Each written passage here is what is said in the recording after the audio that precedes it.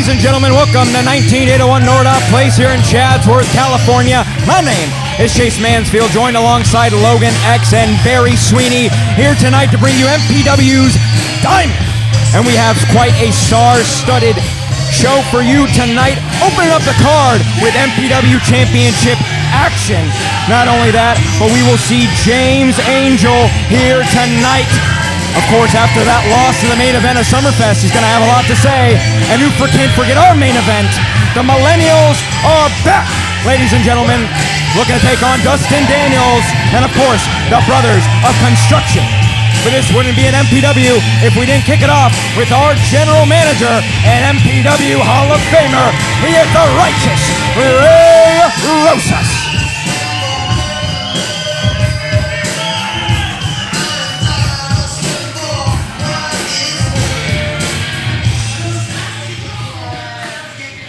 Welcome, everyone, to Millennium Pro Wrestling Diamond. Diamonds are forever. Now, before we get the show started proper, I was just informed we have some very special days to celebrate this Friday. Some birthdays, if you will. Happen once a year. I think I got one right here, and I got one right here. You know, my birthday just passed too. I'm now officially 4 years old. Damn. I don't buy that. I'm old enough to know what I'm doing, but still young enough to do it. There you go. Anyway, let's start the show off with a little happy birthday celebration, huh? Chris Six and happy birthday. Everybody tune up the band, tune up the instrument, and here we go on the count of three. 1, 2, 3. As to not get sued by the people who own the rights to Happy Birthday, I'm talking about the song as we're singing it, so under fair use, you can't sue me. Everybody can kiss my arse. Thank you. Be here all week. Be sure to tip your waitress.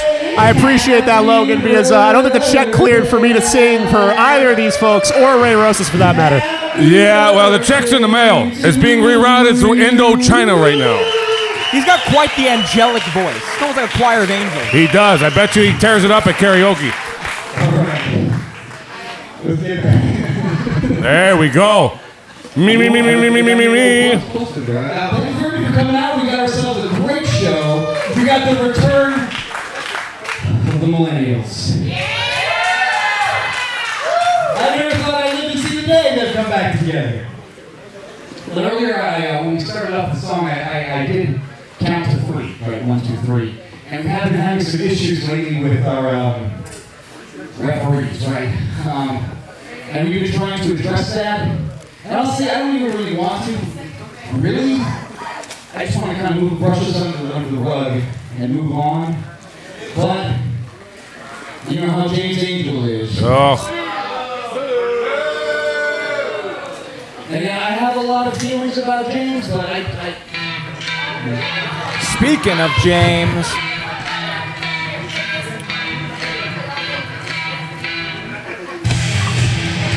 looking for some retribution after the main event of Summerfest. This man thought he had it won, but he got a little handsy with our referee, Scarlett. Well, Scarlett's not one to push around. She fought back, and well, ladies and gentlemen, it ended up with a roll-up straight into the Devil's Tail, and there it was. 1, 2, 3, and still your champion, Diego Valenzuela. James Angel has been on his podcast as of recent, going after Millennium Pro Wrestling, going after the referees, questioning the good nature of our officials, and well, Ray Rosas tonight looking like he wants to lay down the law and nip it in the butt. You suck, Angel! Logan, I'm glad you're here for this. Oh, yeah. Don't worry. I'm always here. You got 2 guns in the car if we need them. I'm sorry? What? All right, so this is from the desk of Hibbert and Holloway, Millennium Pro Wrestling Board of Directors. I'm James Angel, that's you, what it done. You should be mad at the person that made that shirt. June 12, 2026, was arranged to do the Summerfest, blah, blah, blah, blah. The onset of official ill-equipped to perform, okay. Continuing overstep or something, okay. I can't believe you called the California State Athletic Commission. I hate those guys. Herman called me and asked me all about it, and it was just not a good conversation. Nope. miscarriage of justice, the series form of the man filter zones, and the championship match, blah blah blah. He deserves, okay, or afraid. No, I don't think I'm gonna do that. No, I'm not gonna do that. It won't be the first time we ignore the athletic commission. I demand the immediate resignation of Scarlett Donovan. Oh, come on. Scarlett's unassailable. What are you talking about? I think you have to be wearing a completed shirt in order to make demands. James here is demanding the immediate resignation of referee Scarlett Donovan. And we did place Scarlett Donovan on administrative leave in lieu of all this controversy. I hate doing that crap. It's like my old chief. He was such a So boob. what we're gonna bring Scarlett out here so that she could kind of face the music a little bit. There she is. Scarlett with one half of the Princess Leia braids going on right now. One hell of a referee is Scarlett Donovan. Again, only had to do what she had to do because of the actions of James Angel, but now it's let us hear, ladies and gentlemen.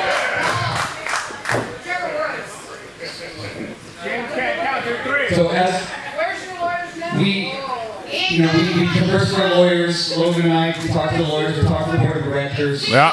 I reviewed the footage extensively. Yeah, Timu lawyers. You know, Jacoby and Myers? I thought it was Jacoby and Myers, but it's a Jacoby and Myers. Let's throw you off. So as I said, we reviewed the footage, we conversed with our attorneys, we talked to the board of directors, and we do agree that James Angel does have a valid complaint. First time for everything. That's all right. Listen. We do our fair here. You know what I mean? However, placing your hands on an official is a disqualification to the expression of the official. Correct. So technically, you should have lost that match once you made contact. That's correct also. That's true. She did disqualify you. So for us to, jump to a rash decision and just dismiss one of our best referees we have on the roster. One of the best referees in California. Very short-sighted. So I will not be doing that. No, I will not be releasing Scarlett Donovan. As a matter of fact, Scarlett, you have matches to get ready for, so go ahead and get in the back. Attaboy. Glad to have We don't Scarlett do this back. admin leave crap here for a long time like other boobs in other stupid places. Right. So as I'm looking at this, and it says here that you will be immediately provided a championship match that you deserve. And you know what? You're right. He's too stupid. It's not even that. The verbiage is there. Yes. Championship A match. championship match that you deserve. Yes. Too stupid. And you will get that championship match, James. I'm fair, and I'm going to give it to you tonight. Oh, He's already wearing gold. Are you ready or not? You have to be ready. Always be ready. That's the way Rose's play. Hey. And just so you know, it's not a world championship match. It's a national championship match. Oh. That's what it says. It doesn't say. It doesn't say. I got So, you, sucker. Get ready. I'll see you out here, and I hope Scarlett's in your weapon today. that's right. He will be fighting our reigning and defending champion, and Draven Silvera, for the national title. And he's going to have to bring the strength tonight to defeat the now 6-time defending. He has been through 6 different championship opportunities, and tonight James looks to be the 7th. Can he cap it off? We will have to see. My name is Chase Mansfield. I will be your humble announcer for this evening alongside Barry Sweeney and Logan X on the mic. We have quite a hard in store for you for MPW's Diamond, so why don't you say we kick it off tonight with a little championship action, huh? That is right. Your opening contest is a singles match scheduled for one fall. And it's for the Millennium Pro Wrestling Heavyweight Championship. Let's get our competitors to the ring. First match of the night for the world title. Setting the bar high. As you said, Logan X, diamonds are forever.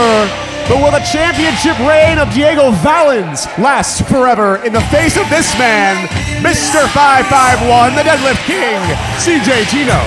This guy's got more veins every week.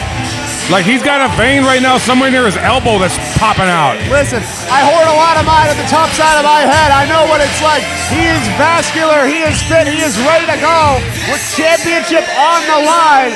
While his luck has not often been when it comes to gold on the line. Thank you, sir. He is undeniably one of the most talented wrestlers in California on the West Coast in America today. And Diego Valens is not coming into this match, as far as my research can tell, at 100%.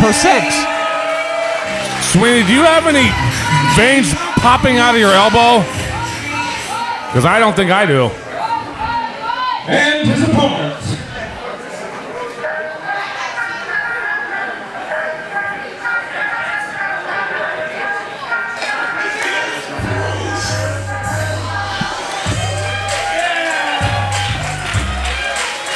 The reigning MPW champion, Diego Valens, has been through the ringer and a half just to retain this title.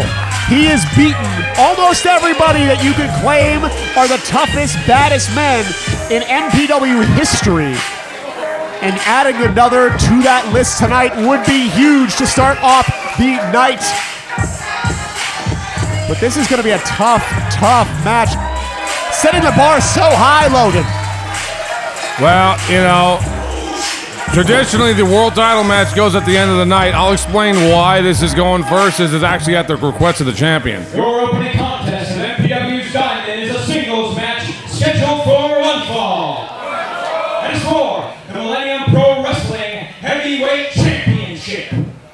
Introducing first, to my left, he is the challenger, coming to you from Boston, Massachusetts. He is the Deadlift King, Mr. 551 CJ Pino.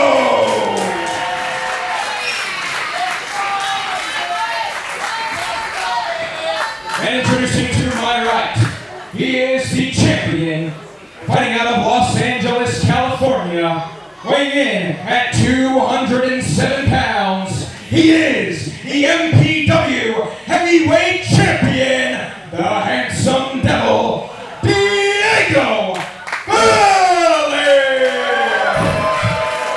So like I was saying a minute ago, Diego requested for this match to go first because he wants to be done with his business change and be able to sit here and enjoy the main event with the Millennials in their last hurrah tonight. That's what we call a curtain sellout. And on top of that, Logan, I mean, two of the hottest competitors right now. This is going to be a fast-paced match, hold for hold, pound for pound. These guys are the strongest. I mean, Diego Valens is a mainstay here at MPW, and CJ Tito's taking a claim for himself. He's not Mr. Black Friday for nothing. Well, and they're both, look at how jacked and ripped these guys are. The real winner so far in this match is the women in the audience. Coming in and locking horns like a couple of moves to start off this match, but now going hold for hold, which, gotta say, very much fits into the wheelhouse of CJ Tino tonight. As we know, very technically sound, but Diego Valens, a fighting champ, can go hold for hold just as well. Diego Valens, not only a fighting champ, but an adaptable wrestler. He is one of the most sustainable, and he is able to go pound for pound, hold for hold, and strike for strike. Let's not forget about that devil's tail that has put away challenger after challenger. Was an interesting counter there that Tino used to get out of that arm lock. He transitioned a leg and kind of just dropped Diego.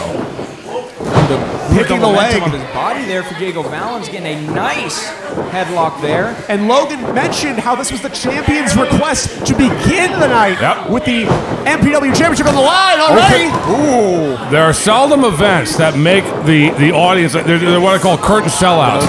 When the Millennials come in at the end of the night for their last hurrah here, every wrestler in the building will be watching that match just out of there's respect. Chaos Theory already, perhaps. Could be over before it starts, ladies and gentlemen, but no. Having it scouted, Diego Valens looking for the roll-up.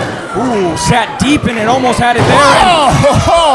Tino been doing his homework, got out of dodge of the Devil's Tail, has been lethal as of late, ladies and gentlemen. And he's got to take a lap. He's standing by that bathroom door, and I would be too, because that Devil's Tail really scared the crap out of me. Don't get too close to that bathroom, though. You're gonna, have some toxic fumes going into your nose. But on top of that, Logan, you mentioned how this is the first match of the night. let's not forget that CJ Tino is coming up all the way from San Diego, beating the traffic. It's a long way up the highway, up the 5. Sure. It's a difficult time. He might not be at his best, but right now, Diego Valens is giving him his best. Well, and behind the curtain there, I don't know if people know this or not, it's a full gym. Tino was lifting when we got here, so he's good and warmed up from that car ride that he had here. Diego Valens now looking to put the poundage to CJ Tino. Good back elbow as he eyes the ropes. Use him to his advantage for that arm drag. My God, sending Tino halfway across the ring, straight for the drop kick. Both these guys are cardio for days. What a backbreaker into the pinfall like nothing. Added tilt to whirl, added damage there. It's not going to help Tino with his 550-pound deadlift. Certainly, and add 1 pound to spare as well. He's already favoring that lower back, but let's not forget Diego Valens was having problems with his back the last couple matches he was in. Not only that, we got to talk about if Diego Valens is even 100% tonight, because we saw the last time he was on the receiving end of a belt shot from J2 just last week. Springboard, beautiful crossbody rolling through. Ain't got no time to stop. Here comes the train for the double stomp. That's interesting. Tino had him pinned, but elected to go for another move instead. And that devastating double stomp has so much velocity on it. It's like a 2-seamer right to the chest. And he's already clutching that rib cage, that solar plexus. Sometimes, you got a guy where you can't pin him yet. Tino, they're electing to give up the pinning combination and go for that double stomp. Looks like that he knows his man and knows that Diego was nowhere near being the end. See, Tino, very aggressive tonight. You usually see that after Mr. Black Friday. Again, only here about 3 times a year. But tonight, I mean, he has got something to prove. You're talking about walking into MPW on a day you've been off, coming in and winning the World Championship. True. I mean, you talk about superstardom for this man, going from right to the bottom, straight to the top. And on top of that as well, clearly a lot of confidence from CJ Tino as well, trying to get the best or the worst of the Handsome Devil. Just continuing to attack that midsection. So you've seen people go after the back, the legs, the arms of Diego Valens, but CJ Tino looking to essentially... That kitchen sink knee, you saw how Diego Valens sunk. And we talked about the pinfall combinations, Logan. This is exactly it, wearing down your opponent via pinfall. And again, in this case, I don't think he thinks he's going to get the pinfall right now, but what he's doing is he's making Diego carry his weight over and over again and force the kick out each time. He's testing the cardio. Listen, CJ Tino has found his mark, and he is stopping a mud hole in Diego Valens, especially the midsection that has just taken so much damage up to this point. Center mass is the only way, and CJ Tino might not be pretty, but it's getting the job done. It is clearly devastating, and he's got a chip on his shoulder. Like you said, he's only here 3-4 times out of the year if we're lucky, but he makes every opportunity worthwhile. If he brings, right to that abdominal stretch, if he brings the MPW Championship home, this could be a game changer for the entire Millennium Pro Wrestling. Well, I just locked eyes with Tino and saw nothing but intensity in there. And yeah, he's not here that often, but he's wrestling all over the state. He was just in San Diego a week ago and made it all the way to the finals of a tournament over at the Del Mar Hilton at the fairgrounds down there for SoCal Pro. So this guy's always staying busy. He's always getting victories. And look at his chest right there. Those are pectoral muscles right there, brother. Listen, this man came in with a plan. He's looking to execute it, but the devil has come a-knocking. Potentially looking to put this one away. Double underhook. Oh no! Almost takes out the ref there. Tino now just burying those shoulders into the midsection again, continuing to go after the extremities as we see of Diego Valens. Now looking to send him up at the top rope. Precarious position for the Handsome Devil. Big thundering forearm there. Into that tree of woe. What's he got planned here? Oh no! God! Patented drop kick from CJ Tino. But if you notice, he placed it all in the lower abs of Diego. That's to blow that wind completely out of there. He's been going after the like cardio. A World Cup penalty, Logan. I mean, this is going to be so dangerous, so devastating. Can't count the devil out when it matters. Wow. There goes Tino. That's why he's a 4-time MPW World Champion. This guy has gone through ladder matches, street fights, the works. He's the kind of guy who's never going to say die, especially when a championship is on the line. Diego Valens kicking into second gear, looking to get in a fireman's carry position. Tino not going to let it happen. Ooh, look at that beautiful takeover, and what a knee! I just rocked him. Send him for the Tiger Driver. Tiger Driver! He got all of it! No! And And he had both arms hooked. He had everything right technique-wise. Tino's just too strong to be held down. And Logan, you're absolutely right. On top of that, it's not enough to make 100% to dot your T's and cross your I's. You have to make sure that you're putting your opponent down for good. And CJ Tino's one of those guys, you can't stay buried for long. Diego Valens calling for the Devil's Tail. One to end this one on a high accord, but Tino dropping his weight, grabbing the waist lock. Those devastating Germans from CJ Tino, that could be over for him. Look at this. He's with Springboard. No! Dropped him right on his face. Going for that Everest deadlift all the way to the top. There it is with the bridge. That's 207 pounds he picked up like it was nothing and just threw it over his shoulder like a sack of potatoes. As he has said, Logan, many a time, if you are under 551 pounds, you will get suplexed. You're going for a ride. It's going to be a short ride with a bad landing. But Tino has got to continue this approach. He cannot give Diego Valens the opening or the opportunity to catch his breath. So you see now Tino, we know he can end it in any kind of pin, but looking for that Boston Crab submission. Kicking him away, freedom against those ropes, but he's got to buy more time. Whoa! Stand up on the apron. Oh, step up Enziguri. Oh, look at this. Uh-oh. Look at the fly. Taking flights. What a tope at our beginning contest of the night here at MPW Diamond. You talk about the matches Diego Valens has put on since winning that MPW championship. Man has been otherworldly, and now following up with that satellite DDT. The fact that CJ Tino's even trying to get back on his feet after getting his brain rattled like that, unreal. The whip is ready for the Devil's Devil's Tail. Tail. Ducks it again. Drops Diego Valens. Can he turn it over to the Boston Crab? He's got that knee driven right to the lower back, just driving the There air it out of his is. lungs. Shout out Roxbury, Salisbury, South Boston. He's got it all. South Shore to North. Look at his arms. Look at how flexed his arms are with how much he's squeezing right there. Look at the biceps of CJ Tino. Trying to squeeze the life out of Diego Valens, but he buys a bit of time. Diego Valens finding that opening, able to get to the bottom rope, stopping the submission. You can see Tino thought that one was it. That was the only way that he was going to get out of that. Calling potentially for another Chaos Theory. We know that Everest German suplex. Hold on to those ropes for dear life, Diego. Swat him away. Oh, another attack to the midsection. Yeah, headbutt right to the midsection there. Following up with a flurry of strikes, looking to hit the ropes. Springboard, no. Caught into that fireman's carry after all that damage. Wow, what a side slam. He's not done yet. It ain't over till the Devil. He got him right on the forehead. Devil's Tail for the cover and the win. Just like that. Winner and still MPW champion, Diego Valens. That was like a foot race right till the end there. Diego just pulled the head right at the end of the thing. Talk about the sprint of a lifetime. Diego Valens and CJ Tino, pound for pound, absolutely brought the heat. In our opening contest of the night, what a hell of a way to start off MPW Diamond. Yep. Tino gave him all he could handle. It just wasn't quite enough to get the title tonight. A tremendous contest, though. A treat anytime we see CJ Tino here in the Millennium Pro Wrestling Arena. But again, the Devil got his due and now puts CJ Tino amongst the list of challengers who have knocked for the Devil but have had no answer. And that was the first match. What are we going to do after this? I know. We have to whittle wood or something. I'm going to do a whittling.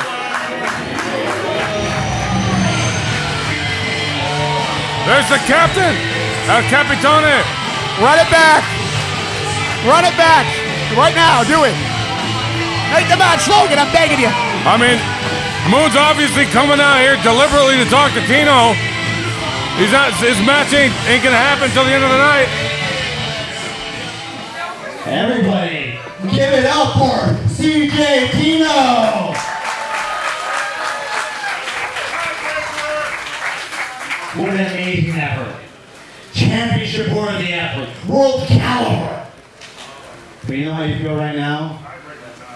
That bitterness, that thought in your head that thinks it could have gone a different way, that's been eating up at me for months. Because I need to know who is the better man. I beat you, but you beat me. And in this business, it's all about what have you done lately. And lately, you were the guy who beat me. That's right. Who at the laughs best. And one of the hands worth two in the bush or something like that. I feel that too. You're not alone. You beat me. I beat you. Rubber match. Rubber match. Let's settle this. No more doubts. Certainty. You, me. Well, if you're so passionate about that, if you feel so strongly about that, how about next week? Hey. I like the sound of that. Dynamo 3. That's a great way. If Tino wins that, he's right back in title contention. If Moon wins that, he's got the bragging rights of winning the series. There must be a winner. Tino or Daniel Moon. Rubber match of a lifetime. Awesome, brother. Well, I got my ticket for next week already. J2, I forgot what you did last week. I'm a fighting champion. You using this title, bashing against my head, is the closest thing you'll ever get with this title. So next week is your opportunity. Like you claimed you're gonna be the next champion. Well, in the Casa de Diablo, yo mando! We're ready for another match. As well, your next match is a singles match scheduled for one fall. Introducing first.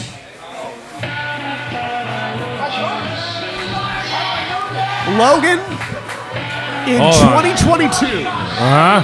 Danny Devine once asked me if you could make any match at MPW, what would it be? Me, knowing Ball, being a Ball knower myself, Sure. said Miggy Rose and Boa Silva. Now, Boa Silva was hardly a blink in anyone's eye at that time. But Miggy Rose has remained one of the most important titanic figures in Millennium Pro Wrestling. Well, see, that's what we're all about, making dreams come true here, Sweeney. And so you get to see your dream match now. But on top of that, Boa Silva's a different beast entirely. Whether he's alongside the Pump Line, whether he's alongside the Heartless Kings, whether he is by himself as he is tonight, he is one of the most devastating and deadly submission artists in San Diego today. Years ago, I was asked what my dream match here was, and it was the Goat Man against Cereal Box Man, and I got love that that match. Oh, yeah. A very technical contest. I think this will be very similar.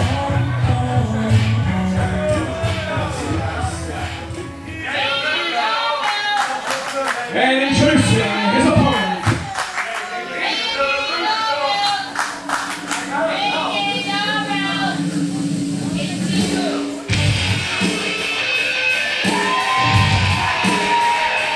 For the sickos.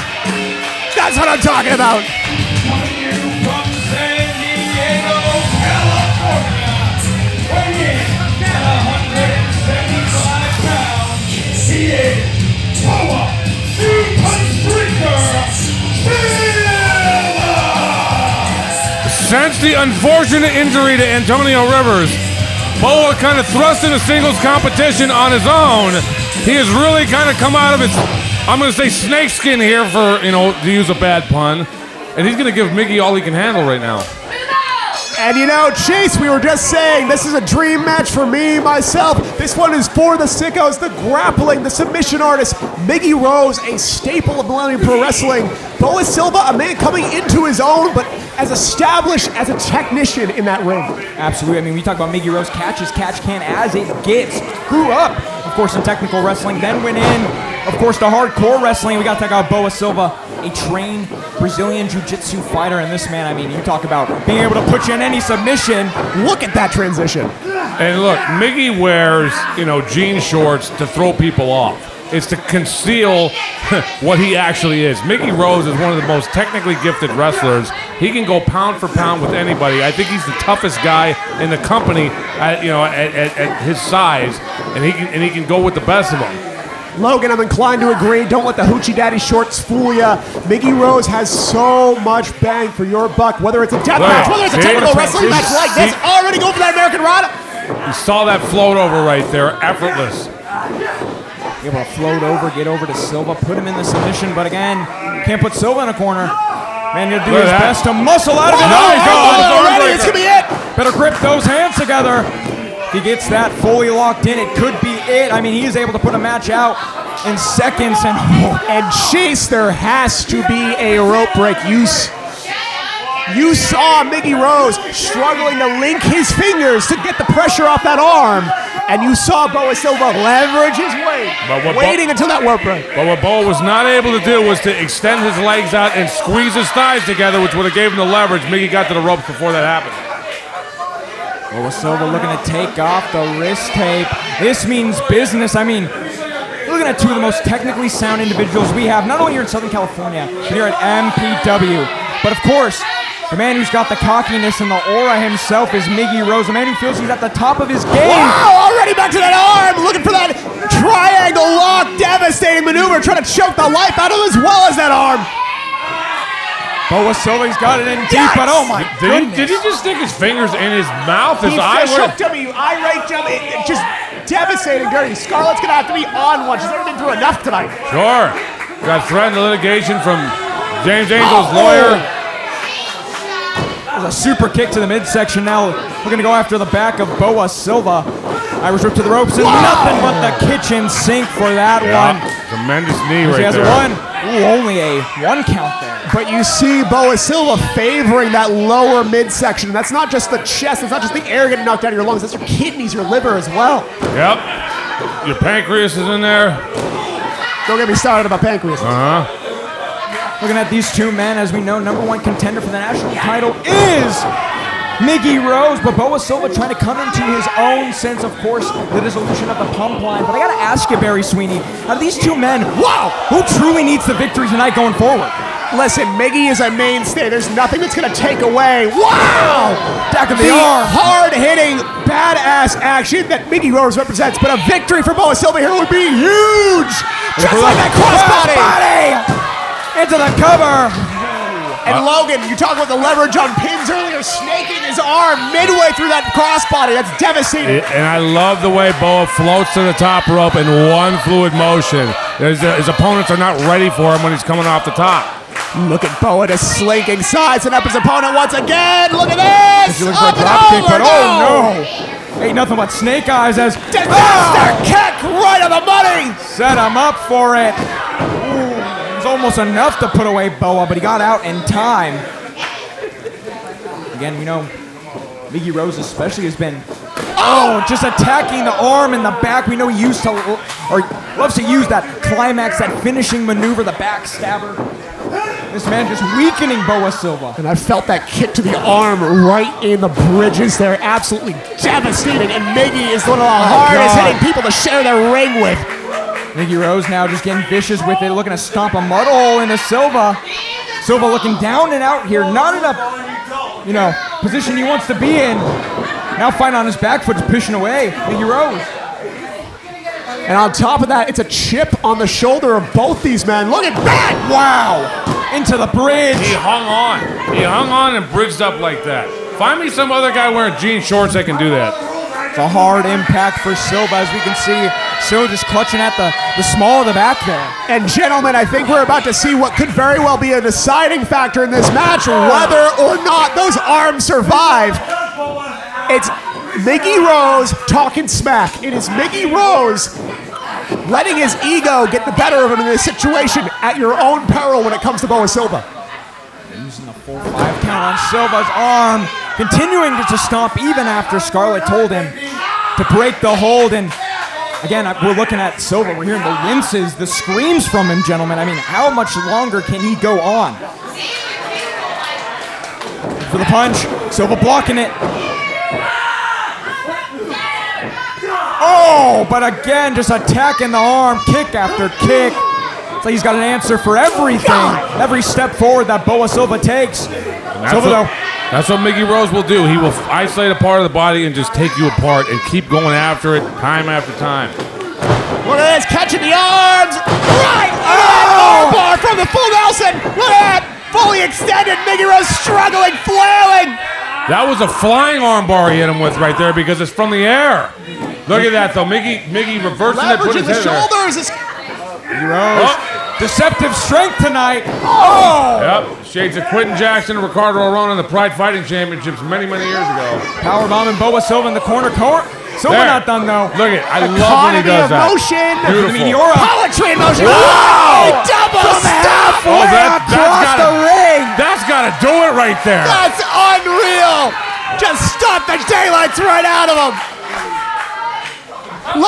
He can't make the pins, though. He's been looking for that corner strike. Double knees. Having to go at it alone, usually followed up by a tag team partner, but Boa Silva is his own man, following up with the mule kick to the face. Up and over he goes. Codebreaker! Miggy looks like he's drunk right now. Oh. And right back to the arm. Straight into the transition. He left that arm sitting out there after he kicked out. He left his arm up in the air. And nowhere to go. He can't reach the ropes. It's going to be tap or snap here, I think. Absolutely fully locked in. You can see grip on the wrist. This could be it for the arm of Miggy Rose, but somehow able to fight out of it. Hammer fist right to the jaw. Hey, oh no! What do they say about when you got a Brazilian Jiu-Jitsu black belt? You punch him in the face, he's a brown belt. You punch him in the face again, he's a purple belt. Both these men expending their arms, an arms race that neither will win. I don't know if that's true because I ain't trying to fight no Brazilian Jiu-Jitsu black belts. Boa Silva doing his best to get his legs out from under him, but now Miggy Rose, looking to meet him with that knee. Well scouted from Miggy Rose. What's he got planned here? Looking to potentially hang him up to dry. No, he's not thinking top rope leg drop. Devastating maneuver. Dangerous position to be in for both these men. Scaling the turnbuckle. Oh. Go out. Oh! Was Bo playing possum or did he just come back to life there? I think he was playing possum with him, and Miggy Rose suckered into it. Look at this. Whoa! Right into the elbow again! Another flying armbar. This gotta man do it. with pinpoint accuracy. Look how straight. He's got it completely straightened out. Hyper extensions, at least are your worries right now. Popping on the arm of Miggy Rose. Look at this, leveraging his position upright, but Boa Silva hanging on. Looking for that gator roll to keep it applied, but Miggy Rose, ever the veteran, able to get out of the ring just in time. And you gotta think for Boa Silva, that might have been his opportunity. He's got to find his momentum. He's got to regroup. With all due respect to the wily vets in the room here, Logan, that's very much included. I mean, there's only so much you can do with one arm. Right. Miggy's not feeling anything from his left shoulder down right now, I guarantee you. Nothing but pain anyhow. Boa Silva might be in the same boat. It's going to be sitting there. You know how it feels like it's got needles in it and whatnot? God, divorce court! It is an arm for an arm tonight. Let me just yell, finish him. Miggy potentially calling for that Kimura or... No, Silva having other plans, looking for the roll-up. Just in time to buy that time, right to the springboard again. Wow. Oh, no one home. He's looking for the code breaker, but instead... No. That is a good old-fashioned big elbow to the back of the head. I mean, that was all Miggy's weight behind that, and he crowned him. You saw the Aaron Judge Shohei Ohtani swing that Miggy Rose just took on the backside of Boa Silva's head, Logan. That was a knockout shot, gentlemen, and still, Boa Silva kicked out before 3. But Jan, you can't beat him, but that can apply to both guys. Both these guys, for lack of a better term, the pressure is mounting. The pressure is on.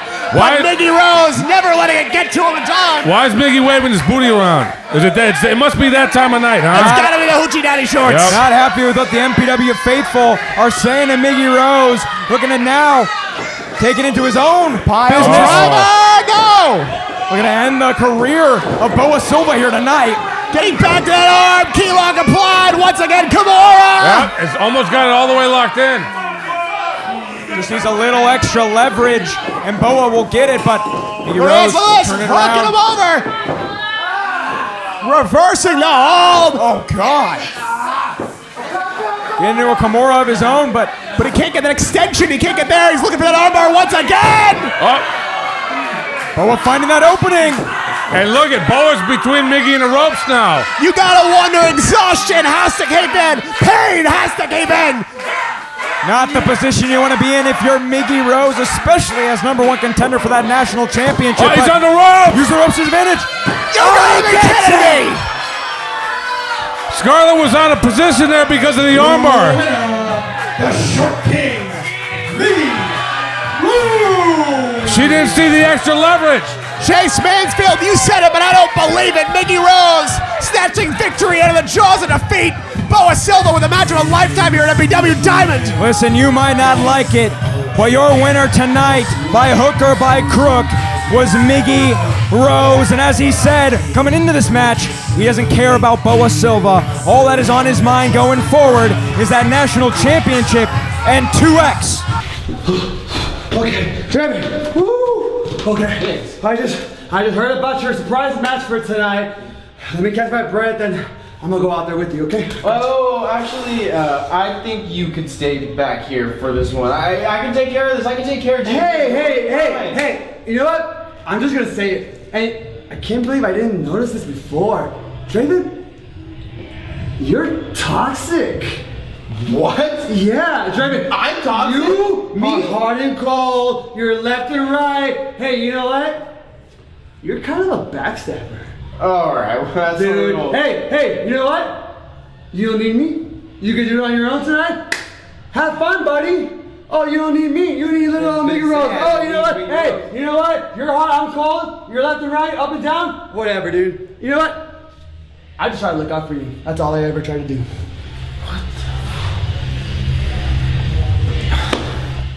We're looking to continue the action tonight. So without further ado, ladies and gentlemen, this next match is a singles match scheduled for one fall.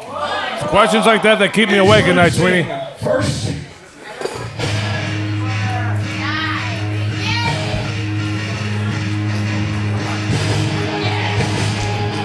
Making a name for himself up and down California, all across the nation, in the UK and Europe, and everywhere else in the world. My voice is going, but I know generational talent when I see it.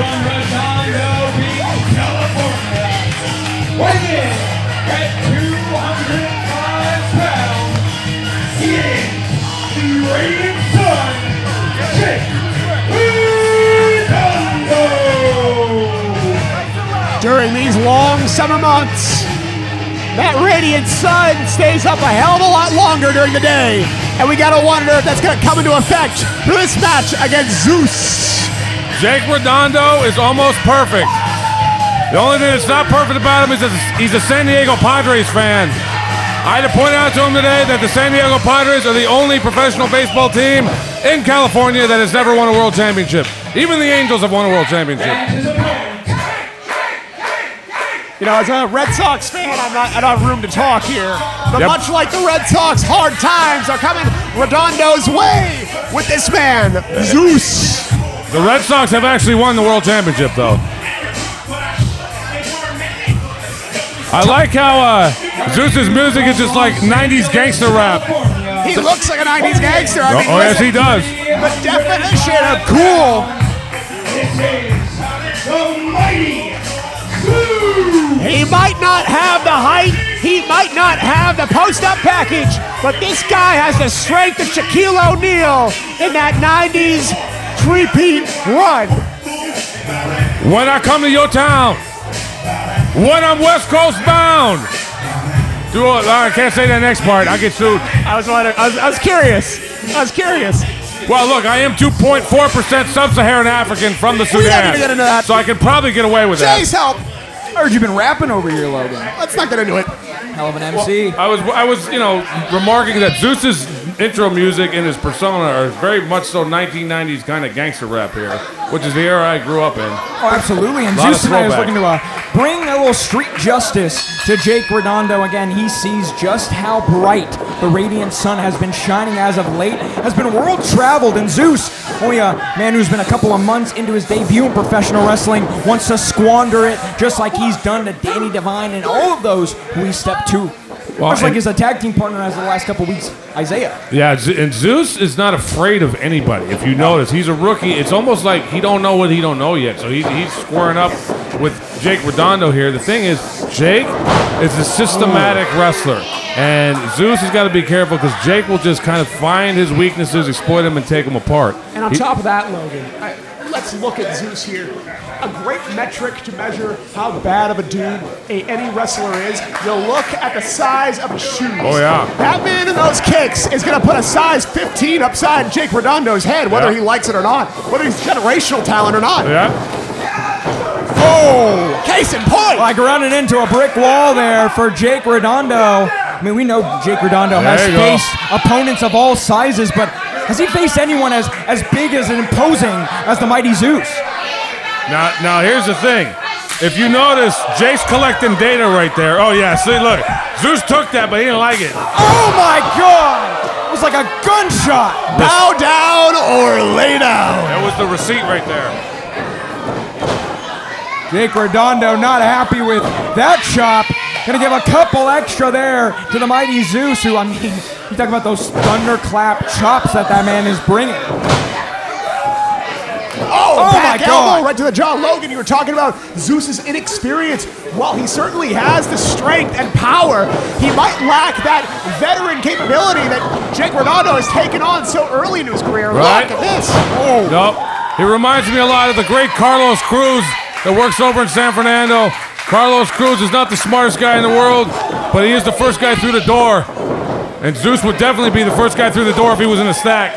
If he can fit through the door, the man's a refrigerator.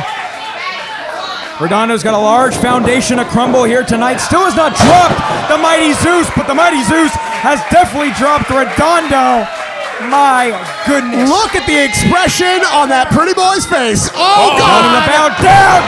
That was a big woo! 300 plus pounds just coming down on the frame of Jake Redondo. I don't care how buff, how chiseled you are. That's going to hurt. I've seen Jake Redondo go through matches, pound for pound, hold for hold, wars. He has faced nobody with the kind of size and strength of Zeus. Following up with a couple of strike punches to the face. Quick left, quick left, quick left. You know, he reminds me of those heavyweights of the 90s as well, Logan. Those guys who had all the size and all the reach, but they can have those quick jabs as well. Right. Who was that big Hispanic brother that won the world championship in boxing? He was the first heavyweight champion. That's who Zeus reminds me of. I'll look him up right now. Jake's looking for the kick. Said ducked under. Oh! Giving a chop to the mighty Zeus. Giving him one more. Giving him a third. Redondo not looking like he's done, but Zeus is giving him that headbutt to stop him in his tracks. Right to the bridge of that nose that's been broken before. Yes, it has. Andy Ruiz Jr., that's who I was thinking There of. you go. By the way, when I pulled up my phone to check it, my last search history was man punches kangaroo. You know, it's a lot like that, honestly. I think Jake Redondo might be the kangaroo in this scenario. Oh, yeah. Yeah, it has been a rough night here at 19801 Nordoff Place, Chatsworth, California, home to MPW's Diamond tonight, where Zeus is just manhandling Jake Redondo. And now, looking for that choke slam. I guarantee you Zeus would punch a kangaroo if he had to. Book that match. Look serial, man. Come on. Yeah, that's actually a very good idea. I'll talk to the board of directors. Looking for the back suplex. Wasn't able to get it. Redondo again still fighting on his back foot, doing everything he can to drop the mighty Zeus, who just keeps coming forward. And he has to use that momentum against him. He's a big wrecking ball, but he's got to become that immovable object if he wants to survive this match, let alone win it. Heel kick. Still not enough to put him down. Look at the two clotheslines, but the mighty Zeus stands tall. Ducks it under. Whoa! Baseball slide. Up and Saguri.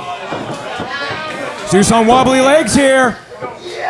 Whoa! Let's think about the radiant cut. Again, Redondo's got to play into the frustration of Zeus. Let him continue to keep forward. Wow. So that he can get the crossbody, finally grounding Zeus, but not enough for the victory there, Barry Sweeney. And gentlemen, you just saw how much effort it took Jake Redondo to just lift the leg of Zeus for that pinfall. Unreal. But Jake Redondo has been getting reads on Zeus this entire match. If you watch Jake, the way that his brain works, he's just sitting there sizing Zeus up. He's gathering data. It's different when you're in there with somebody than when you're watching tape. And now he's been 3, 4, 5 moves ahead of Zeus now. Looking to put him away. Couldn't get the Radiant cut, but looking like he's in a bad way here for Zeus. Nothing going. Looking on the clothesline. Going to the second rope. Oh! Wow, Zeus just hung on to him. Wasn't going to let another crossbody slip through. Oh! Talk about the world's strongest slam. Nearly 3 inches from 3, but this match continues here at MPW Diamond. Well, and the point is, the longer this match goes, the more it favors Jake Redondo because Zeus has to carry all that weight around. You can see him starting to get winded now. Jake has been doing a great job of making the big guy move around. We were making that baseball analogy earlier. Zeus is that 4-hole hitter, that David Ortiz, if I can mention Big Poppy out here. But Jake Redondo is wild. He's that guy who knows exactly how to play the game, the long game. Looking for the clothesline. Super kick from Redondo.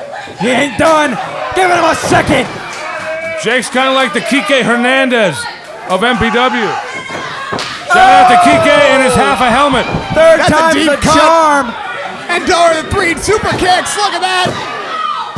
And there it is. And that's the experiences of the international renowned Jake Redondo. The Radiant Sun, Jake Redondo. You know, Logan, Jake Redondo won that match, but I think moreover, he survived that match. Yep. What a showing from Zeus. Yep. I mean, Zeus, again, he's got that youthful exuberance where he's down to fight anybody. He just ran into somebody with just too much experience. Jake's wrestled in Mexico, England, and all over the United States. But Jake looks like he appreciated the competition he got from Zeus. You're damn right, man. I might need to be bowing down here, but there's a sign of respect from both these men. The sun continues to shine for the Radiant Sun, Jake Redondo, who has gotten his win in much-needed momentum heading into next week. And we're going to have to see what is on the horizon for this young star who just came off a hellacious battle against the mighty Zeus. You might have to take the week off. Maybe a month. Still to come, ladies and gentlemen, we got tag action coming up. #1 contenders action, that is, for those MPW Tag Team Championships. I know I am. Your next match is a #1 contenders tag team match scheduled for one fall. Introducing first.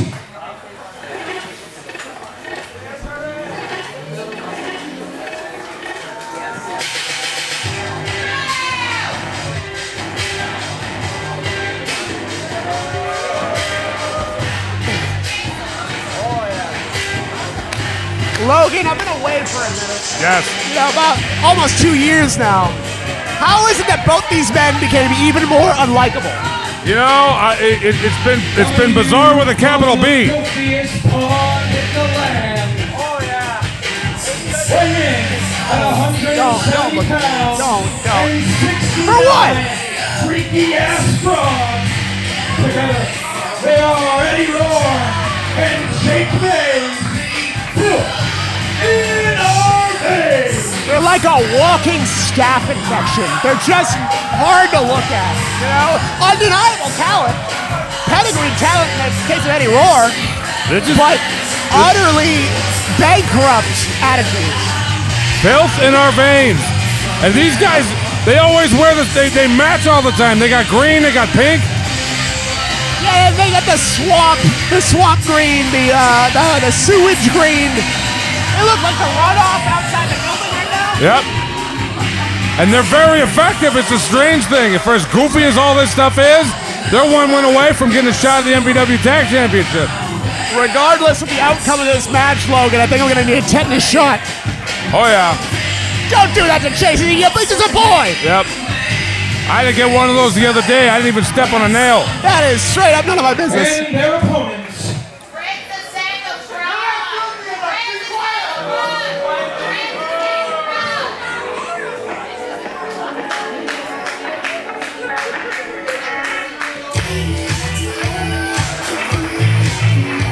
Two mainstays, two favorites here at MPW. Nina. Coming to you from Manila, Philippines. This is Nina. She, in such a short amount of time, has come into her own, not just as her own wrestler, but as one of the most dynamically talented ones here at MPW. She's been put through the ringer from Ray Rosas for plenty of stolen history there, and now is really established in her own right.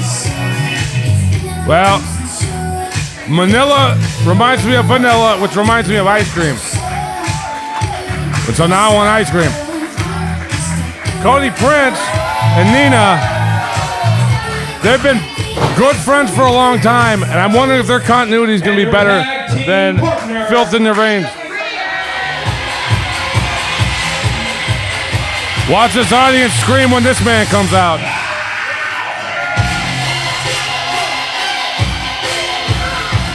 You know, MPW is not short on handsome men, and the looks don't necessarily mean wins, but if they did, this would be one of the most successful MPW superstars in history. Yep. Multi-time tag team champion, multi-time national champion. The only belt that's eluded him is the MPW world title. I will say Cody kind of focuses more on tag team wrestling though. And I think that's just his personality. He's about being with his friends. And Nina, a big embrace right there. Now, Giving the crown away. Chase Mansfield, this is a team that knows the definition of not just tag team partnership, but friendship as well. You know, as I was saying to Logan, filth in my veins. I might need a tetanus shot after this match. That is right. Filth in our veins. Jake Mays and Eddie Roarin. I mean, as we've seen over the few weeks, they have been able to work as a well-oiled machine, but what I saw tonight is what feels like Eddie Roar finding his golden goose, finding a young star in Jake Mays, and Jake Mays is just here to get the job done, here to get the reps in, of course. A golden goose laying rotten eggs, are you kidding me? I was just saying, I can't think of two least likable people in MPW. Wait, who's the gallina? Well, sometimes two negatives make a positive, but I don't know if that's going to be in their favor here tonight when you got the best friends here in Nina and, of course, Cody Prince. They've tagged many a times before, have won multiple tag matches, and, I mean, for Eddie Roarin and Jake Mays off of, what, 2 wins? Gonna have to really put in the work tonight. Now, just a quick point I want to make. Scarlett refereed the match with Miggy. She didn't catch Miggy using the ropes for leverage. I wonder if some of all this nonsense with James Angel and the lawyers and the BS is in her head. I would hate to get into that, in that Scarlett Donovan, one of their best wrestlers here, and on top of that, wrestling referees here, and on top of all that, you know, I would hate to see filth in their veins take advantage of such a thing, but look at this, beautiful! They take advantage of anything. If somebody got hit by a car, they'd walk over and pin them before they call the ambulance. That's for damn sure. Oh, nowhere to go there for Jake, except for the turnbuckle, and Nina is going to introduce him yet again. And how about another? You gotta get the designer set. Making sure he's got his fill. Hope you hadn't had dinner, Jake. I'm getting dizzy just watching this. I'm tired, yeah. I'm tired already just watching this match. Now look at that arm drag. And Nina trying her best to get some much-needed momentum after a couple of losses she has, of course, faced in recent weeks. But Cody Prince could be the difference maker here tonight.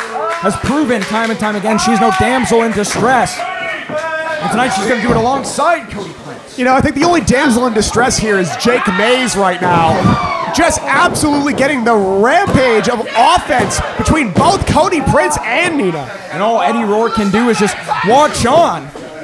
Tell him to do the things that he taught him. What did you possibly teach him, Eddie? It's a great question there. Eddie? Jake Mays now. Eddie got all kind of nonsense in there. We'll have to see what nonsense he's got, Logan, as he's finally into this #1 contenders tag match.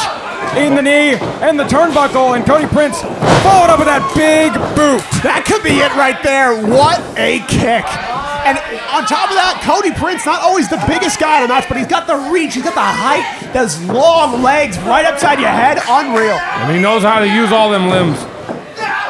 Fireman's carry instead pushed in. Wow. With a step up enziguri from Jake, who just rocked Cody Prince into the backstabber from Eddie Roar. And bad predicament for Cody Prince, but was able to save it for his team and Nina.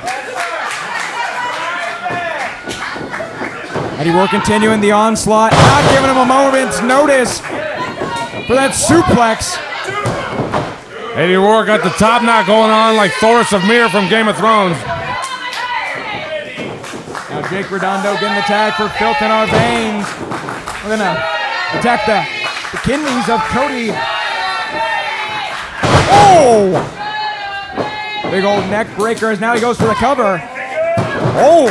You think got a one there from Prince. If that's Thoris of Myr, Logan, does that make Jake Mays Joffrey Baratheon? It kind of reminds me of him for a lot of things. Well, yeah, well, maybe when he grew that mustache.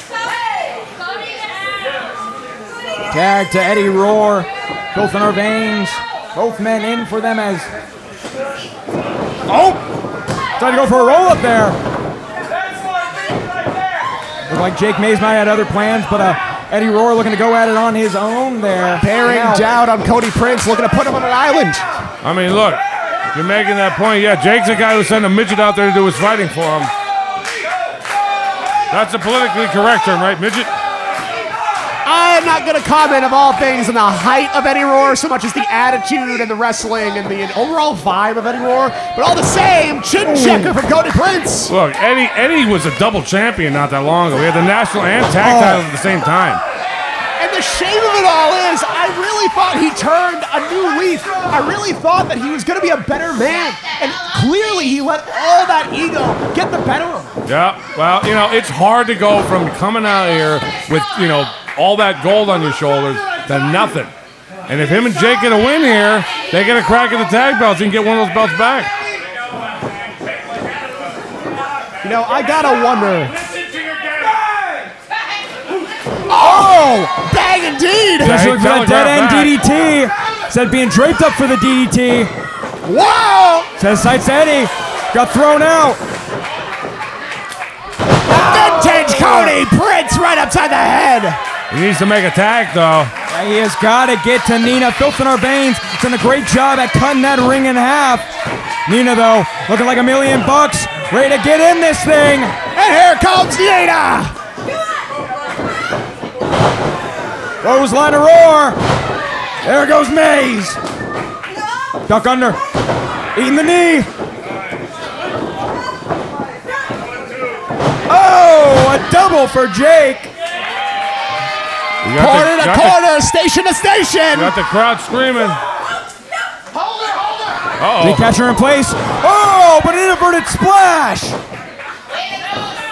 Oh, malfunction at the junction for Filth in our veins. And an eat defeat. Double knees, and it looks like double more.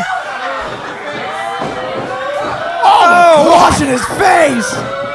And there's one for Eddie. Paintbrushing both of them. This could be it for Eddie Roar.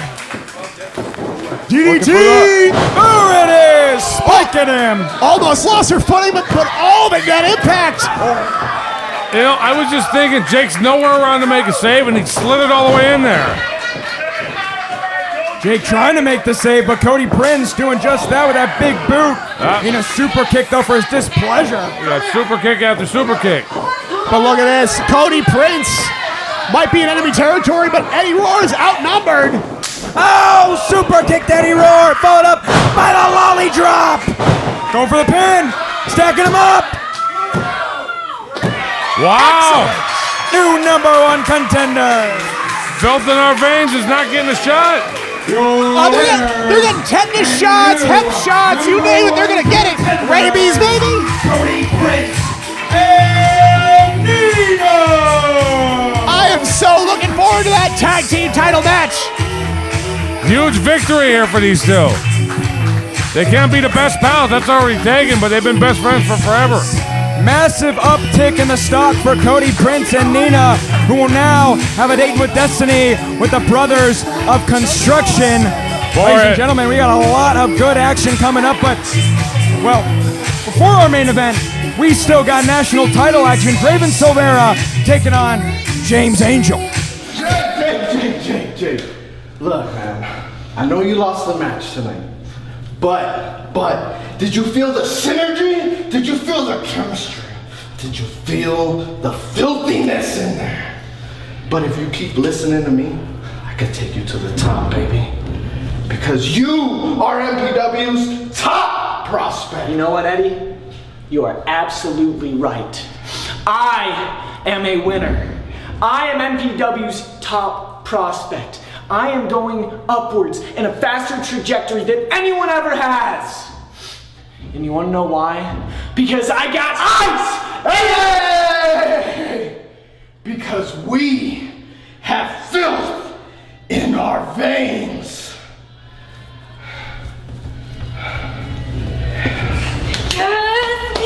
Yes, we did it. Welcome back, babe. I miss you so much. You couldn't have done that without you, honestly. I couldn't have done it without you. We've always made such a good team. Yeah, I honestly. swear, we've been tagging for like a year or two years now. We earned this, okay? Yes. We fought so hard for this, and we are now #1 contenders for the tag team title. Now we're gonna take it home. It's gonna be ours. Yes. We have no idea what's coming to them. Brothers of Construction. We're gonna take it No, home. we gotta stay focused, okay? Yeah. Team All right. friendship. Team friendship. Always wins. Always. That's right. Let's do this. How about we bring our competitors to the ring? Sinclair out here. Specifically, Sinclair sent out here so that James can't complain about any nonsense with Scarlett.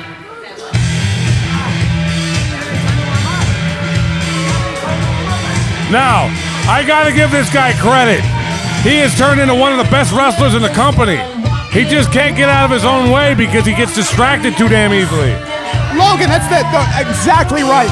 Undeniably talented, undeniably has the goods, has the charisma, has that stage presence as well as that in-ring presence. But at the same time, he's busy in litigation rather than in training. Well, litigation rather than in the ring. Yeah, he's paying attention to his phone. He's getting distracted. He does these underhanded things. If this guy just buckled down a little bit, future world champion for sure.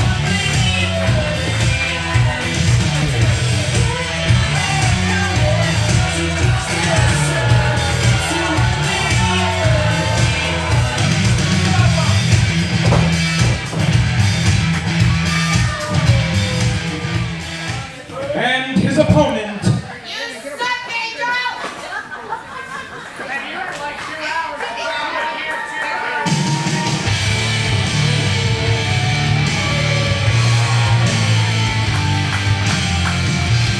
Now, under different circumstances, I would say Draven should be upset about this. But he is a fighting champion. And he don't mind taking on all contenders at any given notice. On top of that, Logan, I don't think Draven Silvera minds taking on a guy like James Angel, maybe putting him in his place for a second.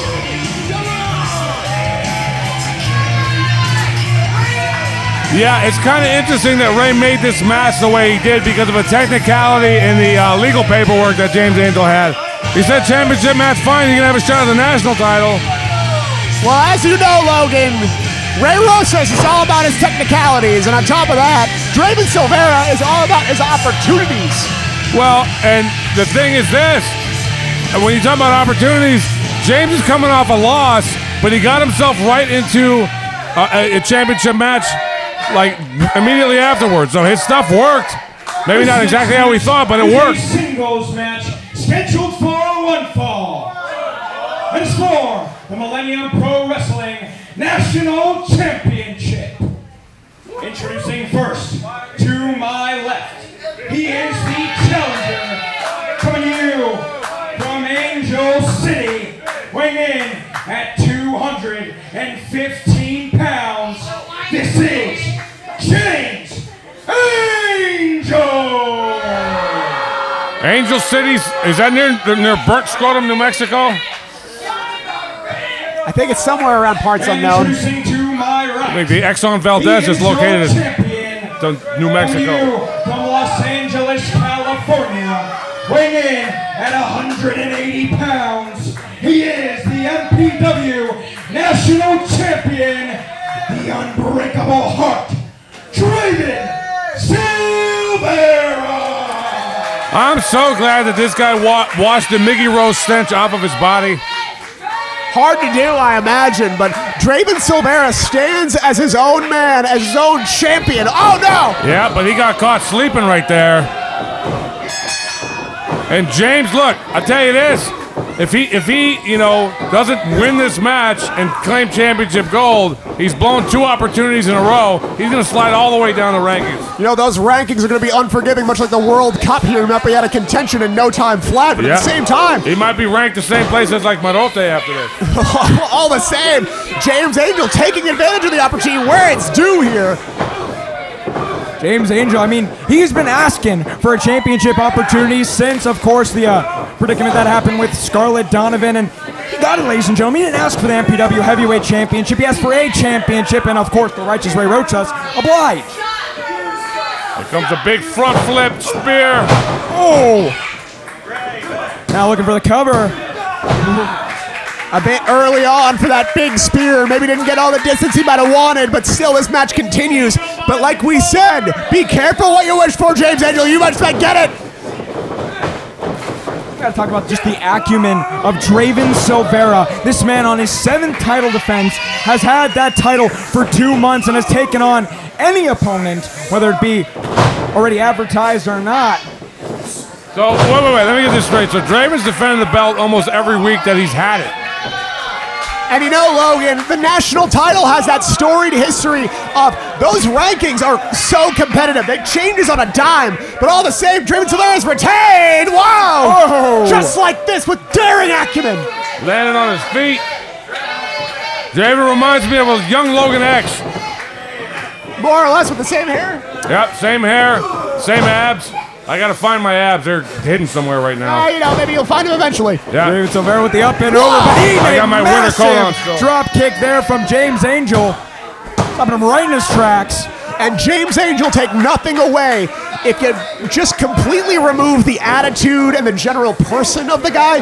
Great body, great reach, great size for a professional wrestler. He has taken on the challenge of MPW every single opportunity, but he's letting that attitude get the better of him. Well, and he's got a great mentor in Scorpio Sky. You know, this legal paperwork and stuff came out on their podcast. It's where Angel went into his grievances there.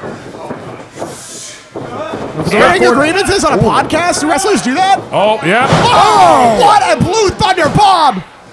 Got 2 full rotations, but not enough to put away our champion. You could do worse than learning from a former AEW World Tag Team and TNT champion. Draven Silvera in a great deal of trouble here. That Blue Thunder bomb in knocked the wind out of him, knocked the wind out of his sails as well. James Angel just fighting off of frustration. Weekend at Bernie's. How many of you guys even get that reference? That was where they walked around with a dead body for the whole movie. Yeah, I'm about to see a dead body right now by the looks of it. Look at James Angel here seeing stars. That's what my police kick. department's been doing with our chief for the last 4 years, walking around with a dead guy. So glad he left to burnt scrotum, New Mexico. Good riddance. Now James Angel up the top rope, potentially looking for a... Oh! You saw that fisherman all the way from rope outside fisherman. the ring. Top rope fisherman buster. The fact he's kicking out blows my mind. Talk about the added damage not only it does to the neck, but also the lower back of Draven Silvera. It's going to neutralize a lot of those top rope maneuvers, gentlemen. Especially that high-flying pace and offense that Draven is known for. You know, you cut out the legs, the back, the head, the acumen, the tenacity of Draven Silvera. The champion very well might not make it out with this championship tonight. Wow! And James Angel, look, man, this guy, if he could just focus, I'm going to get him some Ritalin or something.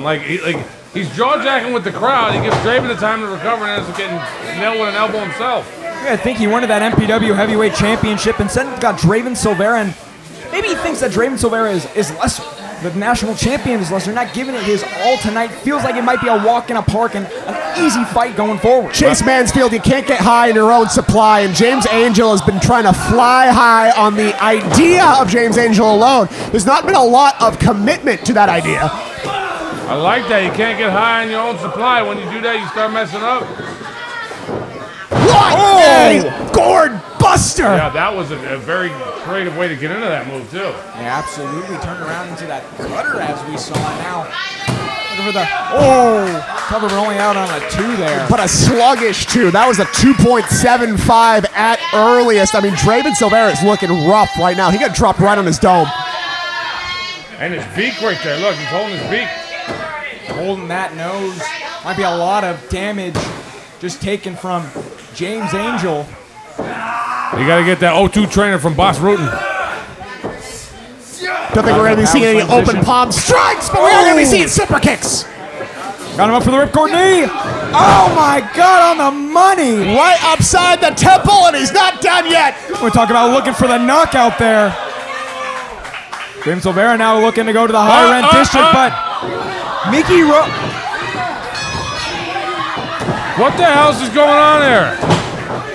Your winner by disqualification, James Angel. You got. And still your MPW National Champion, Draven Silvera. What are you? Isn't Mickey supposed to? We know Mickey Rose is the #1 contender, but Draven Silvera was giving it his all, gentlemen. I mean, isn't Mickey supposed to have a match for the national title soon? And this is all kind of screwed up. I'm so glad Ray got to deal with this and I don't. You know what kind of legal issues I'm having right now? Yep. Better you than me, buddy. That's why you get the big bucks.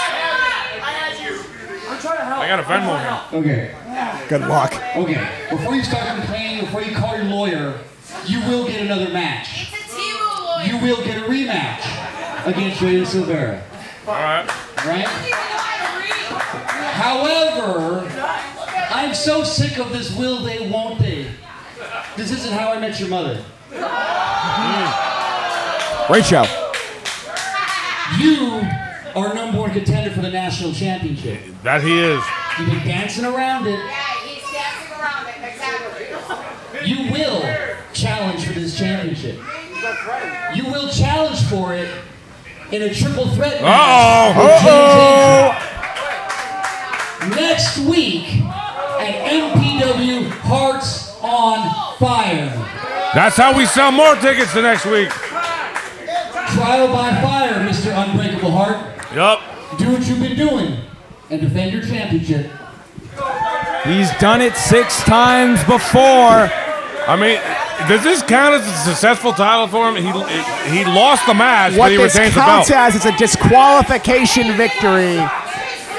The title doesn't change hands, but James Angel, meanwhile, is going to make sure that we are up to our noses in litigation. That's all right. We just throw that crap out with like the cat litter. It's been a rocky road for 2X as of recently. Mickey Rose telling Draven Silvera week after week, let's get this 2X thing back in motion. But now, with that title up for grabs, him as #1 contender, it's looking more likely that we're getting to the implosion of 2X, gentlemen, and it might be happening next week. Look, I didn't mean for that to happen, dude. Hey, stop it. No, you I didn't didn't mean for that to happen? I just tried to have your back. No, you did not try to have my back. I had him dead to rights. Of course you meant for that to happen. I mean, come on, what is this? You didn't even want to wrestle me to begin with? That's not... No, stop it. It's my turn to talk now, all right? You had a national championship match in your hands, a singles match, and you squandered. You threw it away. I had to wrestle Jake Redondo, and then I had to wrestle James Angel, which you stuck your nose into. And now what? Now we have to have a triple threat with me, you, and James? Really? No.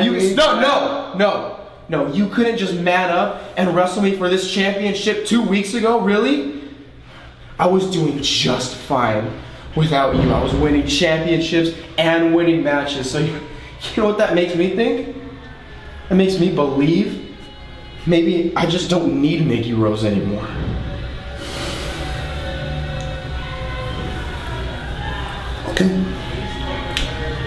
And that's how you feel? Draven, have fun being national champion for another week.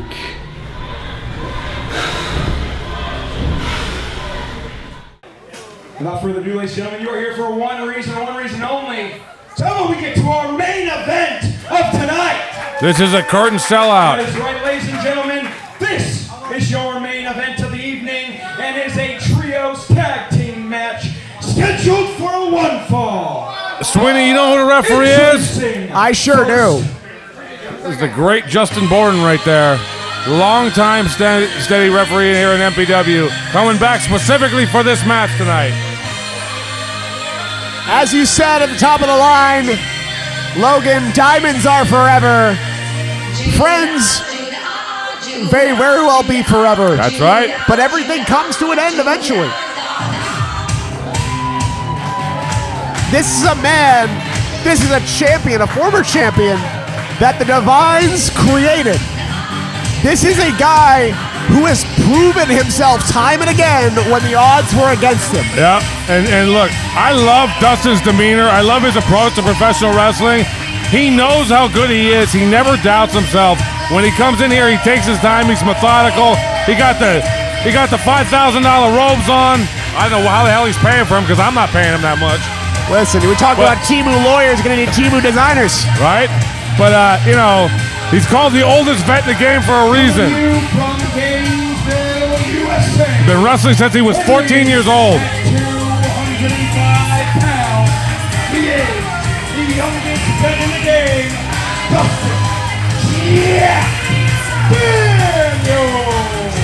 Dustin Daniels has been through the ringer, but facing not only his mentors, but perhaps a ghost from MPW's past, Millennial's past. A man who I never thought would return to MPW and has in force, has been better than ever. There it is. And the reason why I'm up there, but look at that physique, oh my God. Yep. I mean, this guy is a throwback to like 1940s strongmen. Yeah, no, he was tying up with Lou Fez when he was 11, right? Case in point. If you don't have to wear knee pads, you a damn tough guy in this business.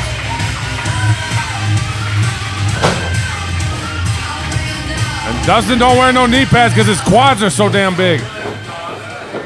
And his tag team partners. Order up, Wes.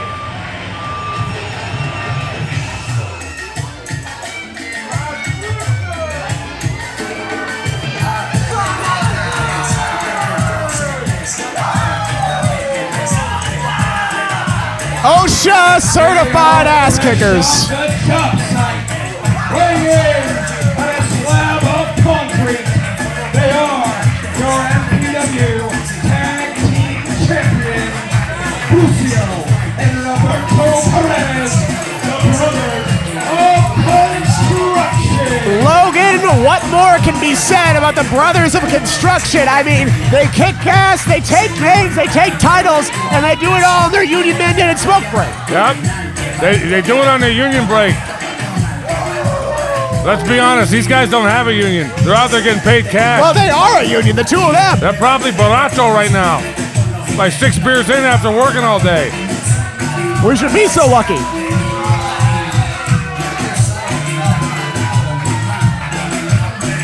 Now, this is a shoot, ladies and gentlemen. These men both legitimately work construction. That develops muscles in places that you don't usually have muscles. And their opponents. Their opponents, though. It's going to be a throwback right here to the music of old.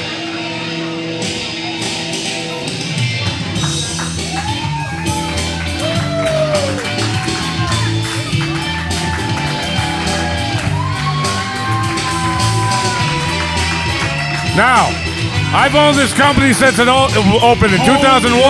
From right here at Millennium Wrestling. I'll tell you the story how they got their name soon. A combined weight of 625 pounds. After 7 long years, they are Daniel Moon, Kenny Devine, and Brendan Devine, the cannot tell the story of MPW. When these guys started into business, they were 3 blue chip prospects that came in and garnered so much attention that they got all this hate from these old, salty, stinky, quote-unquote veterans that, wrestled once or twice a month. And they're getting a lot of hate. These guys embraced and said, guess what? We're the millennials and we're here to stay. They donned the t-shirts. They own the persona. And that was years ago. Now they are the old, salty veterans. Danny Devine's got close to 1,000 matches, 11 years in the business. Moon, Brendan, 10 years apiece. These guys are about the business there. And on top of all that, you cannot tell the story of Millennium Pro Wrestling without these 3 diamonds in the rough, the Millennials. You talk about one of the most historic and well-known tag teams, and I would say stables, coming here from Millennium Pro Wrestling. You look no further than the man who do the damn thing, and Daniel Moon and the Divines. They have been together since training, since coming up together, whether it's the best pals, whether it's Danny with Daniel or Brendan. I mean, together, they truly are the best. Nothing lasts forever, but this moment will remain forever. This main event here at MPW Diamond 19801, Nordoff Place in Chatsworth, California. I miss saying that. This is the place to be every Friday night for the best wrestling in Southern California. Damn right it is. And Busio, maybe a little psychological warfare there, because when he got in the ring, he brought the tag belts with him. Maybe he's just showing the best pals over there, like, we beat you the last time we did this. And on top of that, too, you talk about one of the most unflappable talents in all of MPW, Busio. He's not the kind of guy who gets phased by veterans, gets phased by intimidation. Nope, and what's weird is he's wearing his swim trunks right now. Busio looking to get out of dodge. Danny Devine sending him. Oh, picking the leg. But Busio not going to let it happen with the head scissors. 2 men who know each other very, very well. Beautiful looking flip onto his face. It didn't work. It didn't work. A true mentor-mentee situation was going on between these two for years, but since Busio joining the Brothers of Construction and turning his back has had nothing to do with the Divine. Oh, Danny following up with a right. Just dropped him like a sack of hammers. Straight to his mush. Now here's where it becomes lethal, no pun intended there. By these tag team offense that the Millennials bring is quick in and out tags. It is high octane offense and it is working in their favor to start off this trios tag. And Logan, you were speaking about how these 3 were 3 blue chip prospects, those 5-star guys who get once in a generation. They all came up at the same time. Yep, they all came in under me. They were trained by the great Seth Skyfire. Rest in peace. And then you got Ray Rosas did a lot of finishing on these guys. Looking under the clothesline is Daniel Moon looking for a head scissors of his own to Busio. Looking to even the score from just a couple of minutes ago. And now, gut busting. And what a privilege it is to watch Daniel Moon, not just the Millennials all together at once, but Daniel Moon back in a wrestling ring to begin with. Like he never lost a step. Dustin Daniels doing his homework. Getting out of dodge of the heel hook. Moon's the best he's ever been right now. You talk about second primes. They are rarely there for folks with long careers to begin with. But he took not just a break due to COVID, but a break for a long, long time. Wrestling was in his rearview mirror, and somehow he got even better in that absence. He was supporting his wife, former MPW wrestler Aurora Star. She became a doctor, and that's legit. Just continuing to bring the knees to the midsection in the back of Dustin Daniels, but Jack Daniels ducking under, but eating again the drop kick from Daniel Moon. And Chase, I would have said well scouted from Dustin Daniels, a guy who knows all 3 of these men very, very well, was a mentee of them, a protege of them, one would say. But at the same time, you can't change what makes it work. Yep. Dynamic tag team action. Danny cleaning house, and looking for the switchblade kick, followed by the Pele kick. God! Into the senton. And that move is even worse now that Brendan's a friggin' refrigerator. Talk about all 3 of the Millennials teeing off on you. I love that we got Justin Borden in a referee this match. It's a blast from the past, Logan. I mean, we got you here. We got everybody looking great. Yep. We got Bucio's hair puffed out again. Any further back, I might have hair too. There's a Triple X shirt in the crowd right over there. You don't see that very often. A former commissioner. Fastball punch there from Brendan Devine, and telling him he would open it up. Will he oblige with a massive chop? Ask and you shall receive, Justin Gordon. You gotta know better. Yeah, I would have rather taken a punch than that chop. Not gonna take a chop from him. Oh, giving him another. He's been helping us seconds there for Dustin Daniels. He's now looking to stop and distract with that knee. Enziguri combo, devastating. Rockin' Devine. And a rock in a hard place for these two men. Whoa! There goes Daniels, bye-bye Roberto, and we know Brendan Devine has been incensed with Roberto Perez since he got that pin, and especially since last week he took those titles away from the best pals. You're next before getting the daylights chopped out of you. Devastating to hear. Uh-oh. Both Devines in. Wow. It was the last time Roberto Perez got suplexed. Looking like $1 million of those Devines. Roberto Perez, one of the young stars, tag team champion here at MPW. Oh, no. Big tip, Shannon Devine. Please say goodbye to the digits. Oh, it's breaking down here. Look, Justin's. Oh! Snapping him. He don't care. Justin's got his work cut out from all 6 guys in the ring at once. Oh, the Millennials. Everybody is out of the ring. Send Daniels and the Brothers of Construction out of here. I mean, we talk about the farewell, the swan song, and them coming back for one night only. The Millennials looking like they turned back the clock, Logan. It's like they never left. Yeah. Well, and look, I mean, the experience these guys have now is just ridiculous. They've been wrestling every week since this company opened. Moon was, in the jungles of Guatemala for a little while, teaming with the operators out there, but he's back now. And we got Justin Borden's shoes back, the golden boots.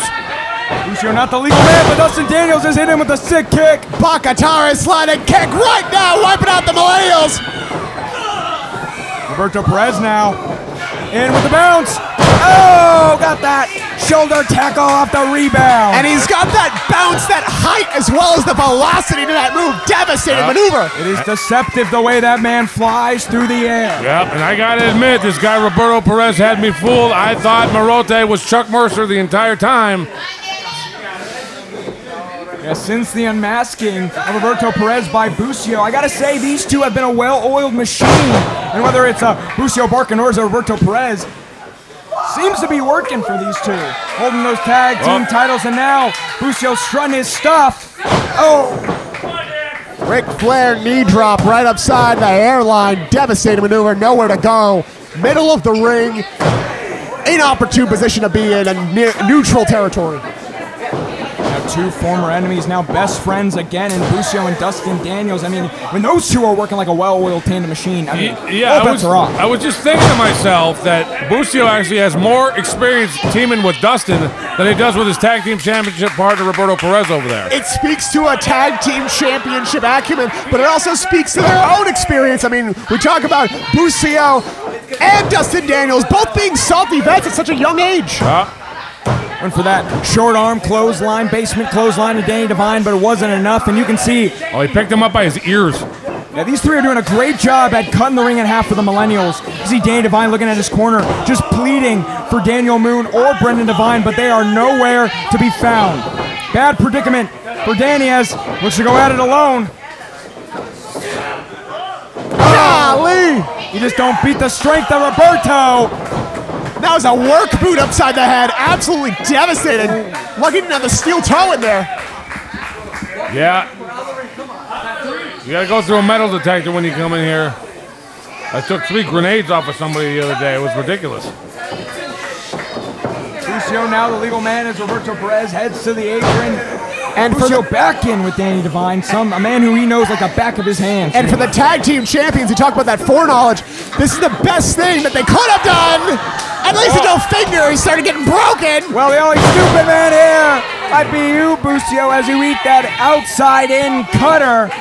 Looking for the desperate tag to Dustin Daniels. Barely gets it, fingertips away. Body's lying everywhere now. Here comes Moon. Touchdown for the captain. Houston, we've got a problem. Beautiful overhead into that kip up. He was back on his feet with that kip up by the time Dustin hit the mat. 7 years gone, and this man has looked better than ever. Time and time again, week in and week out, Daniel Moon continues to level up and show different aspects of who he is as a wrestler. Listen, he already has been mounting a challenge to CJ Tino for a third match. This is a guy who's locked in. Looking for Moonsault. Gets the roll through. Looking to go to the second. Roberto Perez in there in the nick of time. Sending Dustin the apron. Oh! Hung up on the ropes is Moon. Look at this. Rebound to that German right upside his head. That is devastating. Talk about the momentum. Just dumping him on his neck, Logan. I was looking at the physique of Dustin while he was out there. This guy's just so thick. You look at his neck, you look at his shoulders. He was able to hurl Moon right there. Hard to keep him down on those maneuvers like a cutter, like a suplex, like all the signatures of the Millennials. This is a guy who has been built to resist them. Right, yeah, his trapezius muscles are made to take a beating. Now Dustin Daniels trying to do what he does best and slow the pace down. He's being methodical about it. We talk about the youngest vet in the game, got that veteran instinct to grab a hold of Daniel Moon. You can't let him get that momentum or fly, of course. Yeah, you got to ground him. You got to keep him from taking to the air. Ooh, release on that back suplex. His neck just ricocheting right off the mat. I noticed both the brothers of construction, it's like one foot on the apron and the other on the floor. I don't know if that's like, harnessing their chi or something like that out there. Well, listen, Logan, it could very well be they're trying to keep limber just in case they want to interfere on the Millennial side. Hey, it's good to stay limber, especially if you got a 30-year-old fiance.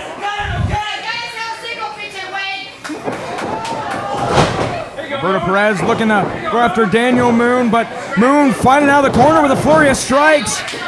Fortunately, succumbing to that kick, and could be in a bad way, folks. Trapped into that. Wow! Look at What this! the? Powerbomb position, laying him flat out. That was a legit Michinoku driver right there. Michinoku and that pump handle only added to the velocity. Shades of Taka Michinoku, the former WWF, not E, light heavyweight champion. Well, Roberto Perez is everything but light heavyweight. He is all heavyweight. Those strikes were devastating. Talk about the pop and circumstance of that move. That man bringing out a truly masterpiece up from his arsenal. And, of course, clearing the path for Busio to continue on Moon. But Moon, not going to be one to be put in a corner. I love this matchup here between Moon and Busio. Main event anywhere in the country. I would love to see it once again. Devastating spike DDT. Roll through. And seeing the side of Busio, Logan X, it's maniacal, almost like giddy, inflicting pain. I mean, it's all the bright sides of the sunniest guy, all turned down to the worst settings. Well, you know what? He's been out there, in the sun laying rebar for years. I ain't trying to do that. That's some work for your ass right there. Top rope chop from Dustin Daniels to the arm, the already injured arm of Daniel Moon as he goes for the cover, but not enough to get the win for Daniels and the Brothers of Construction. Daniel Moon in a great deal of trouble here, and Dustin Daniels is so well suited to taking on all three members of the Divine, or the Millennials and the Divines, rather.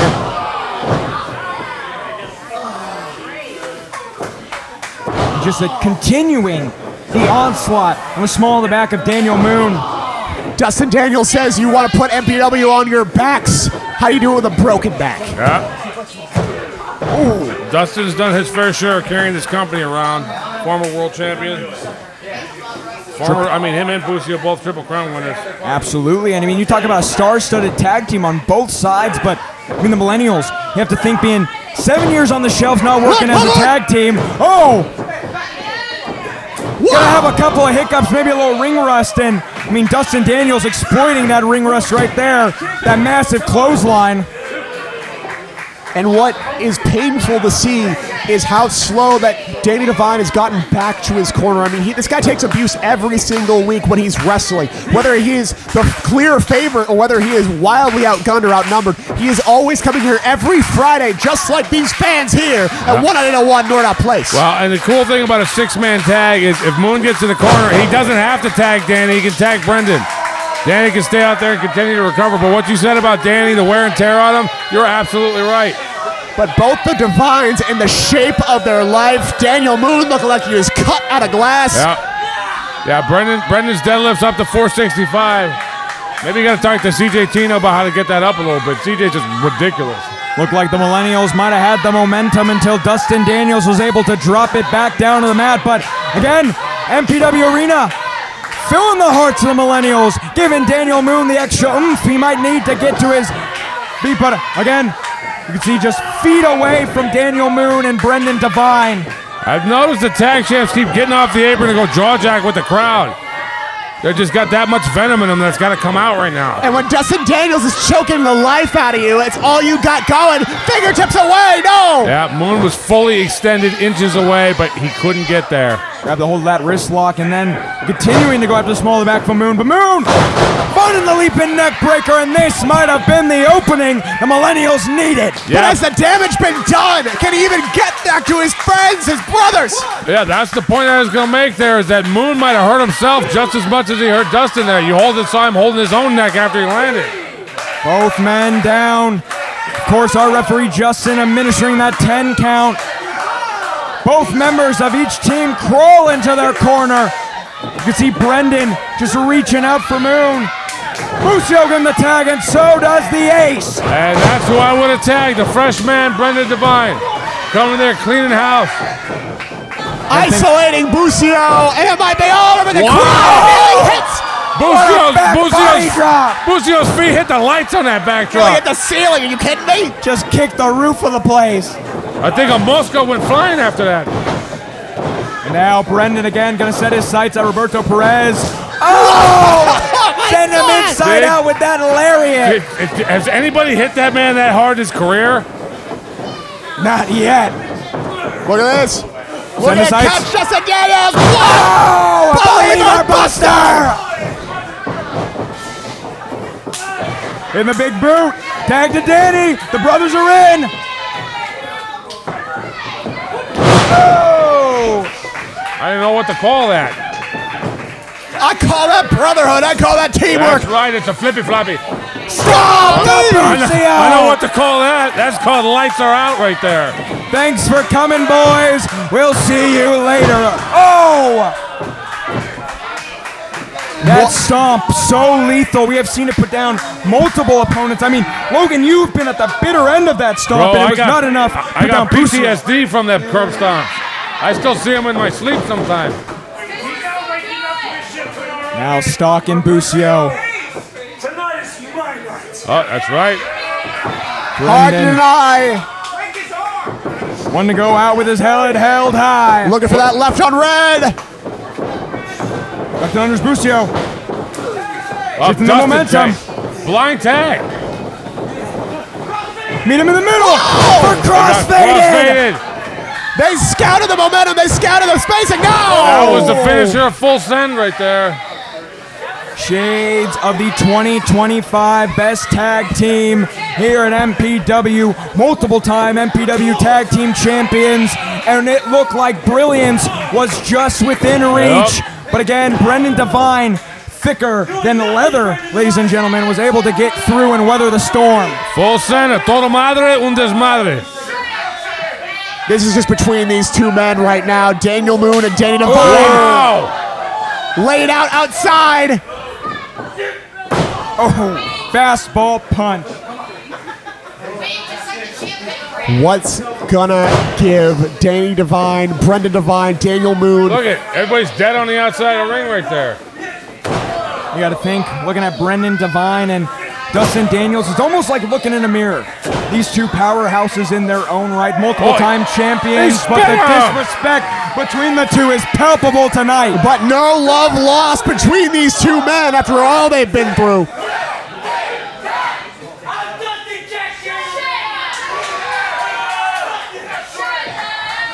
Spoke too soon, might have caught himself in a predicament that he catches his leg on the knee. That was double as bad. Moon caught him from the outside. And they ain't done. Looking to follow it up, Logan, with the power bomb. Oh, Danny went back in. Moon hitting the moonsault. In the moonsault. Busio's on the top. Well scouted, gentlemen. Superplex. Superplex. Moon barely got out of the way. It's Danny time. Dracula spear.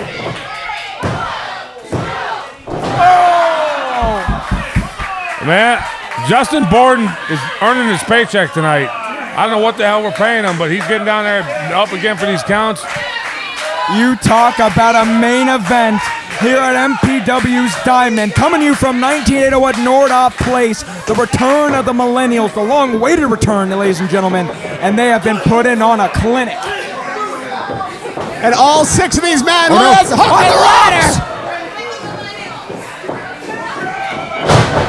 Lunging crossbody there by Bucio. And now the tag to Roberto Perez. Daniel Moon in deep waters here. This is going to be bad. Devastating, but what's Dustin Daniels? Whoa! Doomsday device! Clothesline. Shades of the Legion of Doom right there. That's got to be it. Macho Madness elbow. Oh, Danny And barely Danny got in is there. Look at Moon. Moon is barely awake. He's awake, but I don't think he wants to be right now after all that pain! Yeah, if he's awake, he doesn't know where he is. Oh, back club to the back of the head of Danny Moon. He said, no sabes qué, estuvo. That means, you know what? It's over. My lady's been teaching me Spanish. Oh, the culero chant's coming. Oh! I've been waiting for a culero chant in this arena for some time. Ducking it under. Getting the tag to Brendan. Get out of the way of the stomp is Roberto Perez. For the Stubo. There it is! Órale pues. There he is. Échale, cabrón.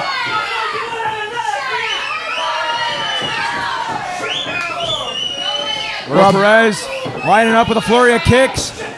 He might be the least decorated of all 6 of these men, but he is certainly one of the most tenacious, taking on the Divines and Daniel Moon all on his own right now.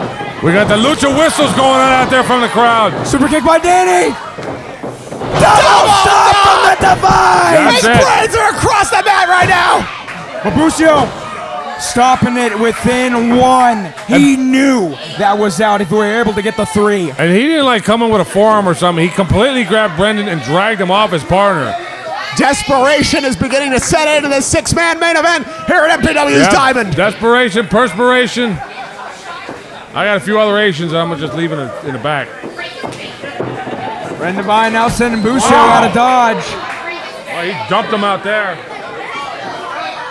I and Danny Divine just looking over at the corner of the Millennials. No one home there. It has to be him. It has to be him to make that difference, to believe, just like he did all those years ago when he first started wrestling here at MPW. Kick to the midsection. Another kick to the midsection by Roberto Perez. Wow, raw strength there by Perez. Oh no. Bucio, wow! Oh! Stop right to the midsection into that. Wow! Moon came flying in there. Put up the caution tape. This place is turning into a hazard zone. You talk about a moonshot right now. The Brothers of Construction are in deep, deep waters. Moon flew in there like a chuparosa. Back elbow for Moon. Another back elbow. Kick to the face of Bucio. Looking to fight against Roberto Perez, who, gives him another fastball punch. Looking to hit the ropes. But Danny, get him with the super kick. Saves his friend, but look at Bucio. Got to turn around. Bucio line and wait. Whoa! What a destroyer! Canadian!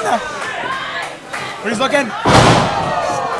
Phenomenal forearm. Across the ring, look at Dustin Daniels. Magic touch. All right. There's only one guy left. Oh no, he's looking for squat day. Both men wiped out. This 6-man has gone off the rails.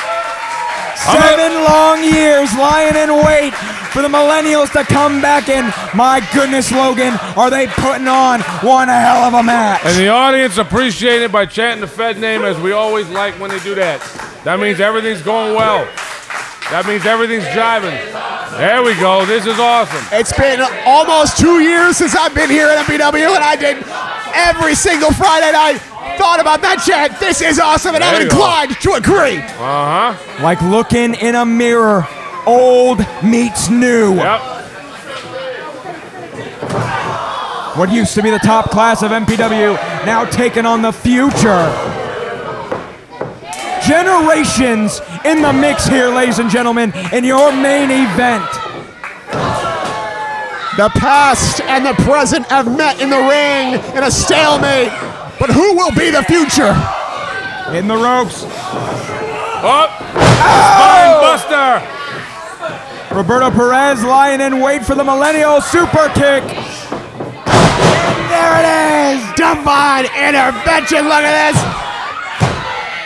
With the win! You're damn right! That's it, and that's that. Your winners, Daniel Moon, Danny Devine, and Brendan Devine, the Millennials!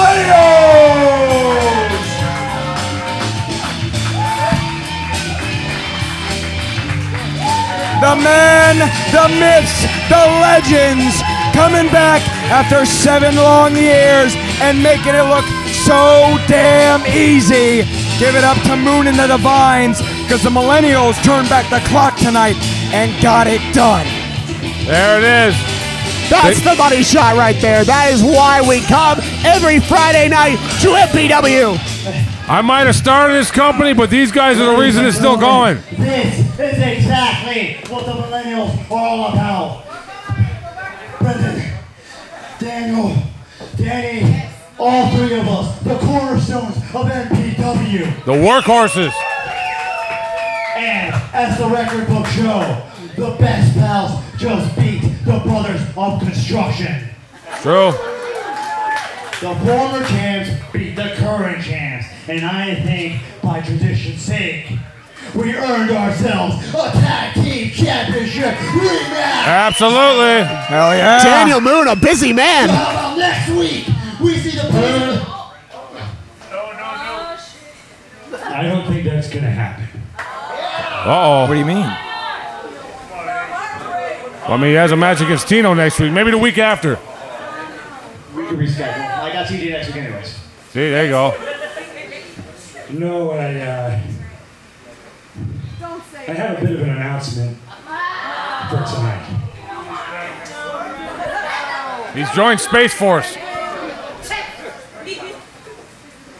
I love MPW. I love you guys. I love the fans. We love them too. Without them, we ain't paying no bills. But if I'm honest, I love my wife and my family a lot more. You better.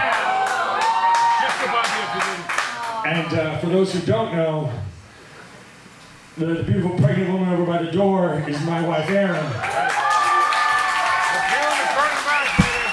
And it's pretty obvious when you look at her.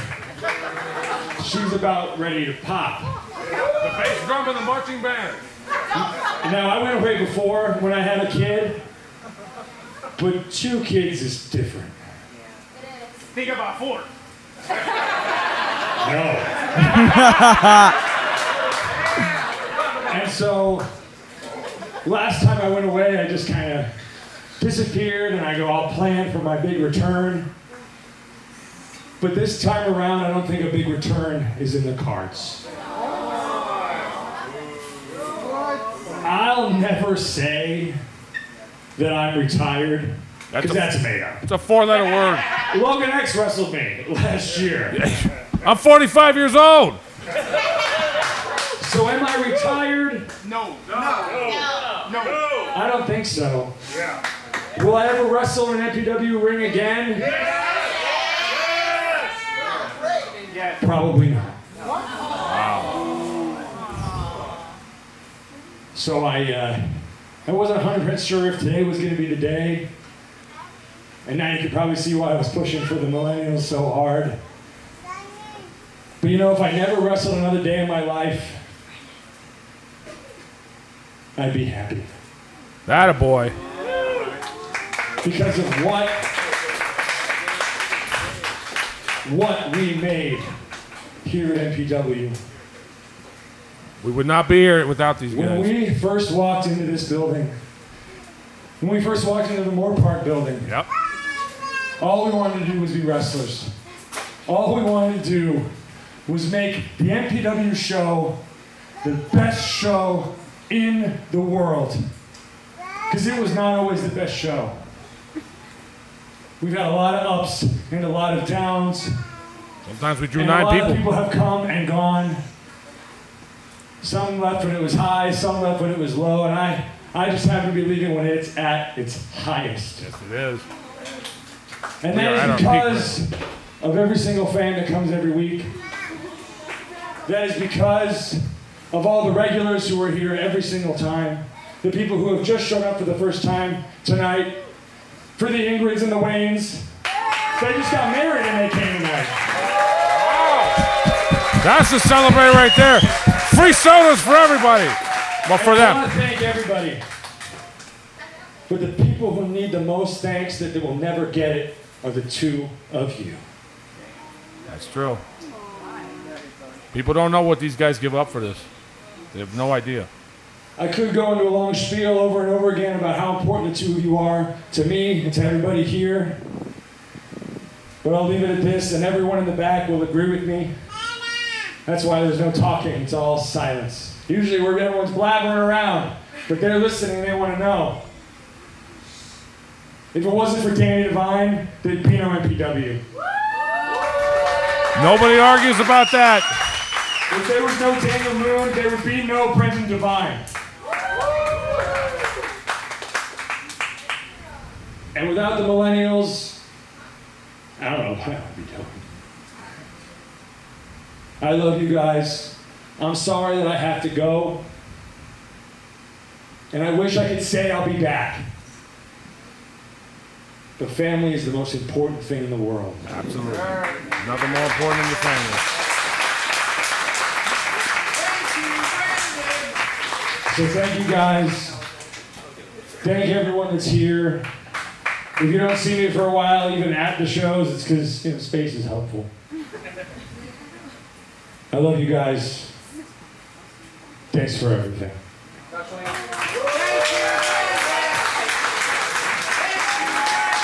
There is not a dry eye in this audience right now.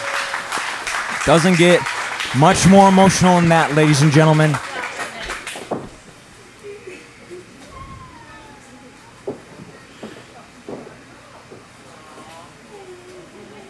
If this truly is goodbye, there's only one way to send them off. Leave them in a ring.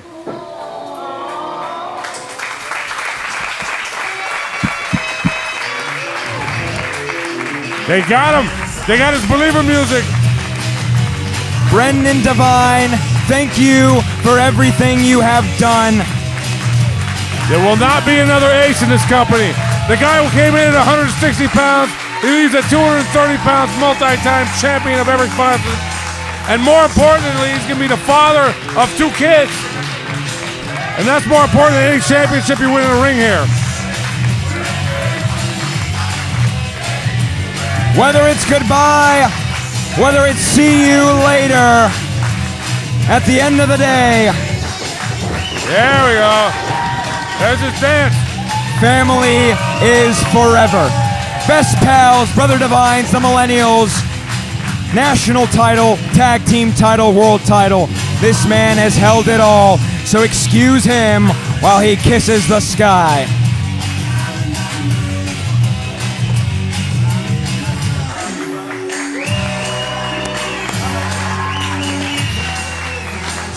These two embroiled in a feud now with the send-off. That has been all of us from MPW's Diamond, from Logan X, from Barry Sweeney, from Chase Mansfield. We will see you next week, July 3rd, for another episode of MPW.